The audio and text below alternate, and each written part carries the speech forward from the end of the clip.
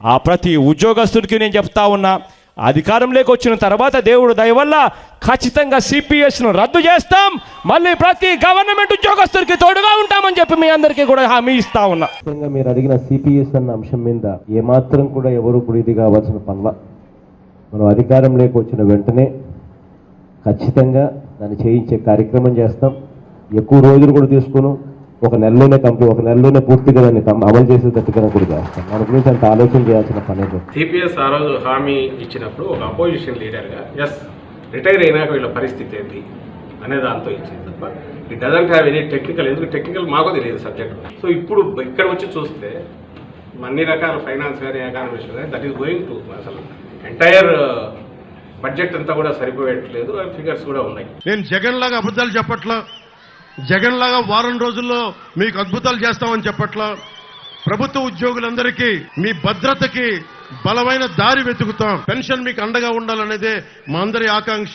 రాష్ట్ర ప్రభుత్వ ఉద్యోగులకు కూటమి ప్రభుత్వం శుభవార్త చెప్పింది. 10,000కు పైగా ఉద్యోగులకు పాత పెన్షన్ అమలుకు మంత్రివర్గం నిర్ణయం తీసుకుంది. ఫలితంగా ఒక్కో ఉద్యోగికి 3.39 కోట్ల రూపాయల మేర ఆర్థిక ప్రయోజనం లభించే అవకాశం ఉంది. 2026 నుంచి 2067 వరకు రాష్ట్ర ప్రభుత్వంపై 34,850.83 కోట్లు ఆర్థిక భారం పడనుంది.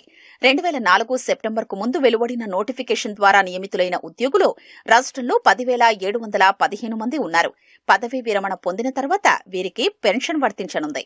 ప్రభుత్వ రంగ సంస్థలు, కార్పొరేషన్లు, సొసైటీలు, షెడ్యూల్ 9, 10 సంస్థల్లో పనిచేస్తున్న రెగ్యులర్ ఉద్యోగుల పదవీ విరమణ వయస్సును 60 ఏళ్ల నుంచి 62 ఏళ్లకు పెంచేందుకు కేబినెట్ ఆమోదం తెలిపింది.